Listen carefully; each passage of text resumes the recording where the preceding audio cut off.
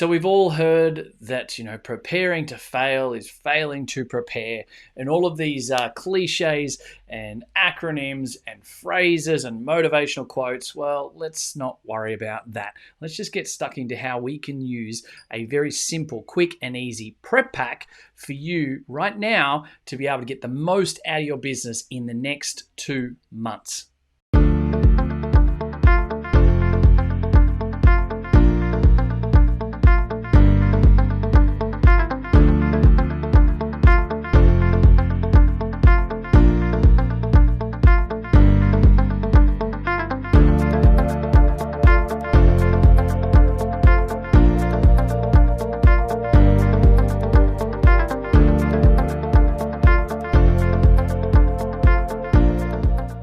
Okay, so as you heard in the quick little intro there, we've all been hearing these since Jesus played in the under eights. It was all about planning, and planning to fail is failing to prepare. And if you don't plan and you don't strategize and you don't do this, you don't do that.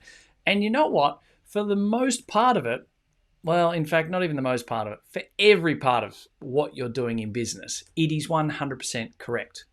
But if we actually stopped and thought about it, how often do you actually make sure that you plan out everything and be most prepared for all of the big ticket items that you do in your business? And I could probably look at myself right now and go, hey, there are times where I haven't either. But what I do know is that when we are best prepared is when we get the most out of it and we get the best forward momentum, the best results from our investment, our time, our effort, etc. So here's the thing that we realized. We realized that the process itself of actually going ahead and planning most of the time took too long. We could actually get ourselves in too many situations where we were easily distracted. We would get ourselves into not a great avenue for us to be thinking in the right frame of mind. We try and rush and just get our head in the right space on the way to a conference or a seminar. Like, let's be completely honest, we've all done it. Driving to a continuing education course with the pre-readings or something along those lines prior, and you're driving along in traffic, trying to look at this booklet they've given you, and while you're driving the car, you've got it over the steering wheel and you're trying to learn and get yourself switched on. You know what? We've all done it. We've all been there. And every single one of us, every time it happens, we try and justify the fact that, oh, I've been so busy. Life's crazy. If it wasn't for the kids or my business or this or that, I would have had more time. But you know what, guys? I'm calling bullshit because it's just excuses. Whether it's me, whether it's you, we all have the right time. We just haven't made it a priority. Now, is it that we don't see it as a priority because we don't see the value in it? Or is it because we haven't actually allocated the right amount of time? And I think most of the time, it's not because we're being rude or ignorant to the process. And I don't think it's because we're trying to be difficult in this process or that we don't find it beneficial. I find that the majority of the time, the reasons why this actually occurs is because we just feel like we have too much to do. There's too much involved with that planning process. There's not enough hours in the day, or we feel that the process takes too long in itself. And soon as we get that into our head, we don't go ahead and do anything. We stick our head in the sand. I'll do it later. I don't need to do it. And ultimately, we don't plan as well as we should, if at all. So what we need to do is we need to be better at planning, first of all. And secondly, we need to make sure that it is very simple and very easy to do. And not simple and easy because it's just throw away, oh, it's done, tick the box and make ourselves feel better. It needs to be powerful. It needs to make sure that we get the right outcome and that we get the desired result of it in the first place, but we do it in a fast and effective manner. And this is where we use prep packs.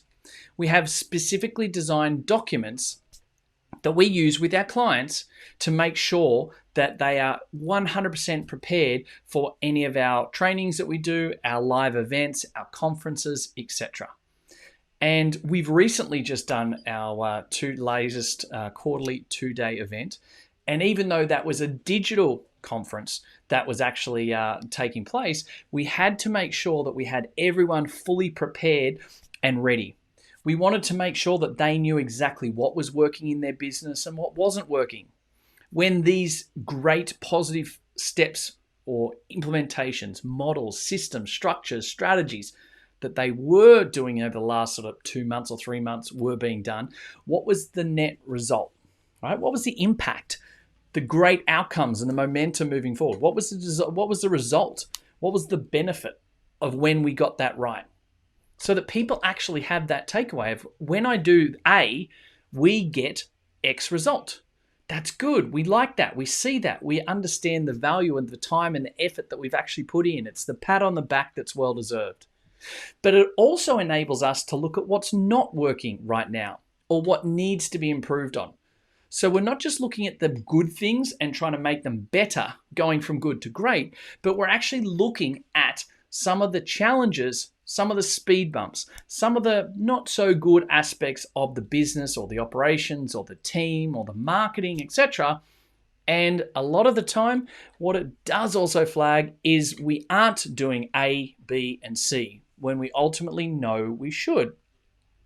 It also creates a little bit of pain because we start to realize that by not doing A, B, and C, we're not getting desired result 1, 2, and 3 that we might have previously. So it's a nice little form of accountability that actually gets put into place as well. And it's that tap on the shoulder to tell you, hey, you know what? We probably need to swap around and change what we're doing here. Is there a reason why we stopped doing these things? Is there a reason why we did that in the first place? Or what didn't go well with that we can make a slight little change with? Because when we think about, let's do something like the lowest hanging fruit right now would probably be marketing, I would say. Most people like to turn around and say, referral marketing doesn't work.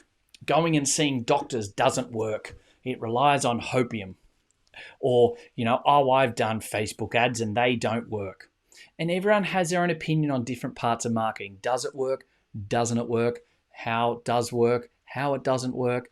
The reasons why. And we all like to say why it doesn't work. And we like to justify things. Now, the majority of the time, all of those things do actually work when done properly, when done the right way, the most effective way.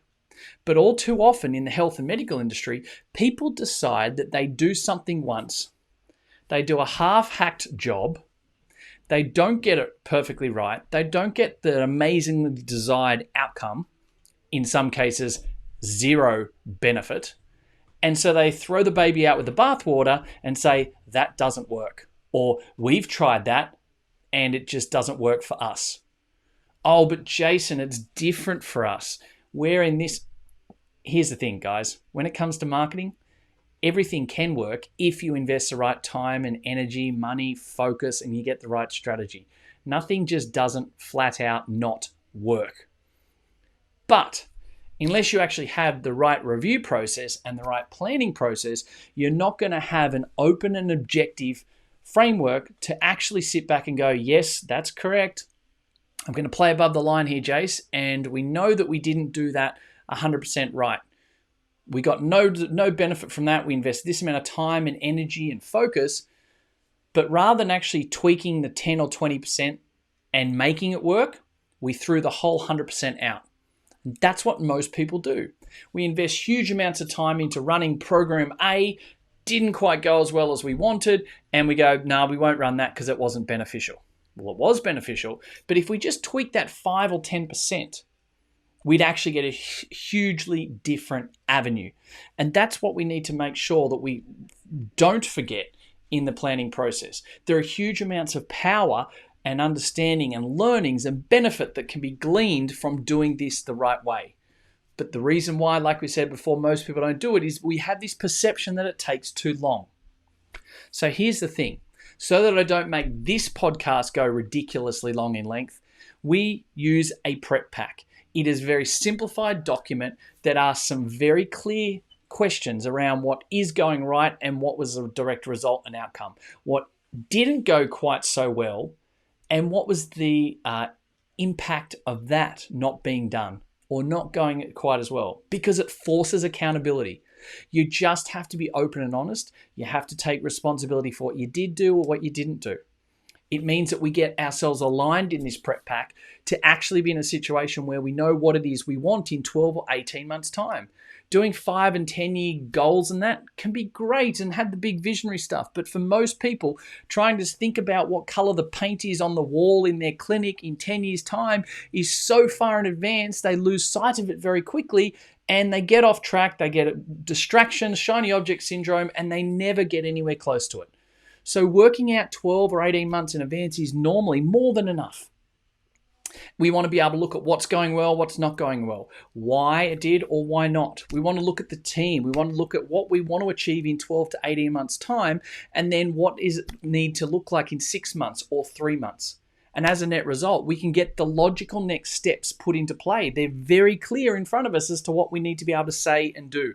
What do we need to action over the next 6 to 8 weeks to know that we're going to be stepping forward to that overall goal? And we do this in a big process every 3 months. But as a checkpoint Charlie, halfway through the quarter, we also do this in a smaller version. So as a net result, we're always realigning every 6 weeks to where we're going, where we want to go, what's working, what's not working, and we can make this process very efficient and very clear. We can do this in under half an hour every 6 weeks. And it's beautiful alignment for everyone in the team, the practitioners, the operation team members, the admin team members, virtual team members, offshore team members. All of these avenues are in place. We can look at what's working, what's not working, and the planning process becomes very fast, very efficient, and very effective. It means we get ourselves aligned the whole time with what we're wanting for our 12 or 18-month goals. We can keep in line with our team and our culture and our vision. And all of this happens through this beautiful document that we have, which is a prep pack. So if you're not putting the right planning in place right now and you don't have a prep pack, hit us up. Let me know. I'm more than happy to share ours.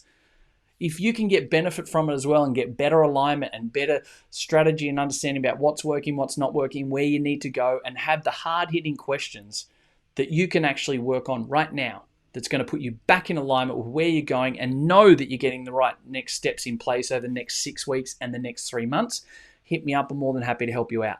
But seriously, guys, utilize the prep pack, utilize it in the right way, get the right planning done, the right strategy, the right accountability done now, and you'll make sure that every step moving forward is much more beneficial than what it has been previously. Have a great afternoon. Hey guys, thank you very much for listening to another episode of the Profitable Practice Podcast. I would love nothing more than for you to be able to leave a review. I get so much joy out of listening and reading the amazing things that you guys say about this. So please subscribe to our channel, leave a review, and share it with your friends. Let's get some more fantastic information out there so all of us can grow the industry together. Cheers for now.